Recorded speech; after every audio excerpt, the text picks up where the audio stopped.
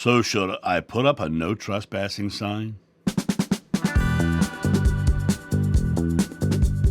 Hey guys, John here, sitting here in my studio, drinking my lovely cup of coffee. People often ask me what kind of coffee I drink. I've answered it a couple times, but I typically drink organically roasted coffee beans that I grind for every mug that you see me drink in the morning. Sometimes I get them at a local roastery. The majority of the time, I'm using the organic breakfast blend beans from Sam's Club. I'm mixing it with a little bit of butter and a little bit of either milk or cream, depending on what's in the fridge. But once I make the coffee, I put it into a Ninja blender and I blend it so that all that is all mixed up and very, very well, and the butter is all throughout infused into that coffee, and it's just lovely. It's just a lovely morning. Just talking about it makes me want more. I have another comment here, and actually this was a continuation of another comment. They asked multiple questions, so I thought I'd jump in and do this second comment because I think it's a good one. So it says, on the Lord's Prayer, forgive us our trespasses as we forgive those who trespass against us. I took it as forgive us our sins as we forgive those who sin against us. Is that not what trespass means, or am I way off base? Do not get me wrong. No, I do not agree with all of the Lord's Prayer. I was just wondering about the trespass thing you mentioned. So it literally says, forgive us our trespasses as we forgive those who trespass against us. And it talks about our sins. So, and he also mentions sins here. So let's talk about sins first. Sins, the word sin means to miss the mark. What is the mark they're missing? Love. They're missing being loving. That's what a quote-unquote sin is. Now, over the years, they've made sin into this very evil, esoteric topic. You have sinned and you are going to hell. And that's not what at all it means. It just means to miss the mark. It means to not be loving. When you look at the concept of trespass, when you trespass on somebody else's property, you are trespassing on someone else's property. A trespass means to offend another. And when you forgive us our trespasses, forgive us our offenses to others. And, as I forgive those who have trespassed on me, who have sinned against me, right? So it comes back to people who weren't loving to me. I forgive them, and please forgive me for the times that I was not loving and caring, for the times that I missed the mark. One of the things that happens with diving into ancient texts and books of this nature back here is we always tend to forget that they're from a different time. They come from patriarchal periods, and they don't think in equal terms. I mean, it's okay to beat your slave so long as he doesn't die. Thank you, Apostle Paul. That's really important stuff to talk about, right? That comes from a very different time and a very different experience. And so when we look at the concept of trespass and sin, over the thousands of years, the word sin has morphed from simply missing the mark of not being loved to this, you have sinned against God, and it becomes this very big, powerful word, this three-letter word that is treated more like a four-letter word. We give it more power than it is due. It means not be loving. It means to miss the mark. The mark is love, right? And so when you look at this concept of trespassing, you got to remember the word trespass does mean against another.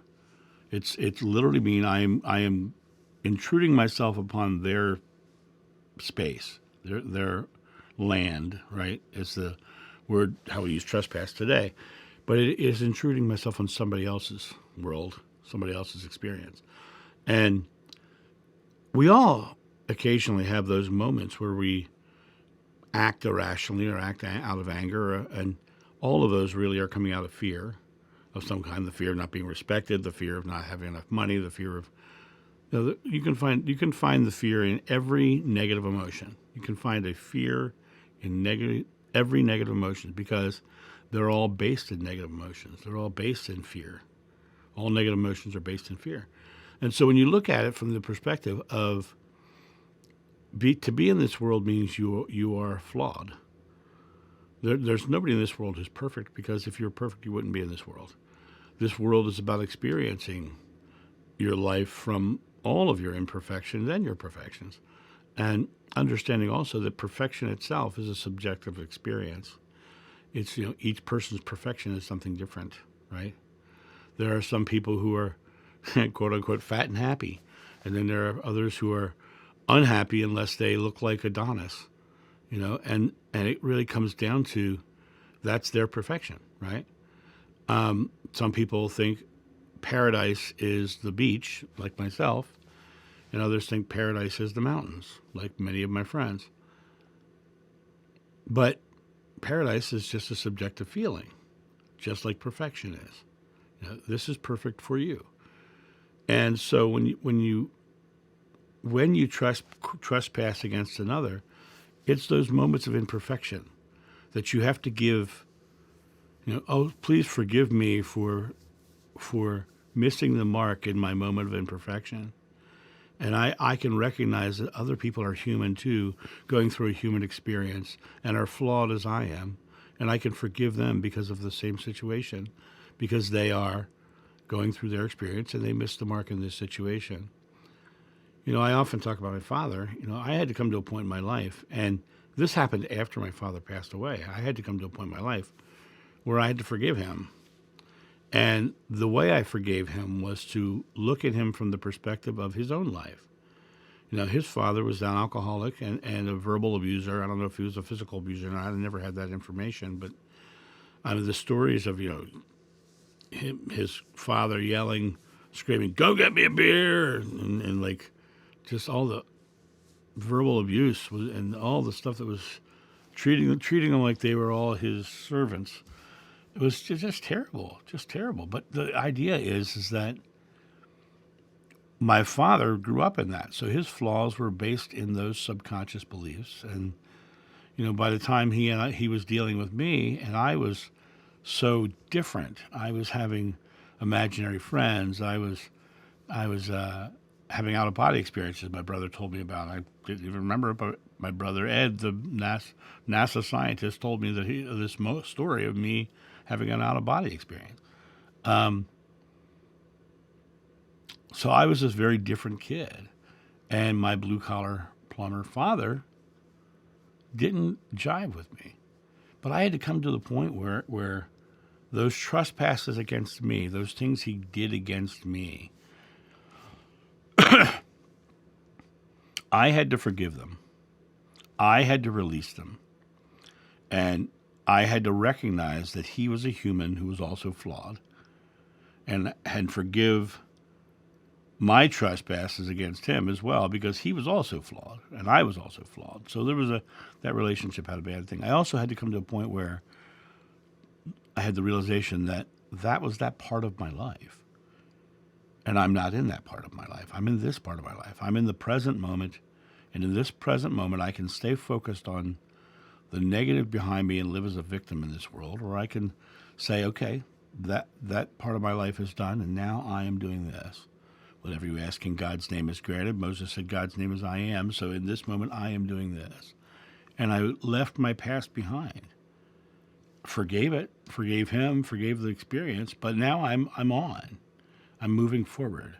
And his trespasses against me are not anchors that hold me from moving forward. His trespasses against me are not stopping me from stepping into my own power and forgiving the trespasses that I have done on people in life, but also the trespasses I'm doing against myself by living in a victimhood, by sticking to him. Because What he did in the past is done. What he did in the past is done.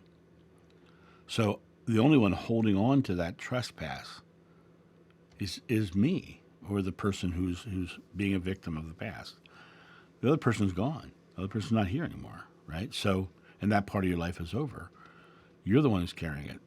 And you have the opportunity at any given moment to say, they were human, they were messing up, I don't like what they did, I don't even have to like them, but they were humans, they did a flawed thing. But I am done with that part of my life, and I am moving forward. So trespass really is doing something unloving to another, or having someone do something unloving to you. And so go out in the world and do your best to not miss the mark. Do your best to simply love. And with those moments you do miss the mark, instantly apologize. Oh my gosh, I can't believe I said that. I'm so sorry. It just blurted out. They will respect you more for catching yourself and stopping your missing of the mark in real time. You will create closer, dearer friends because they'll see that you're flawed as well. So that's my thought on this. You guys have a great day, and I'll talk to you soon. See ya. Bye.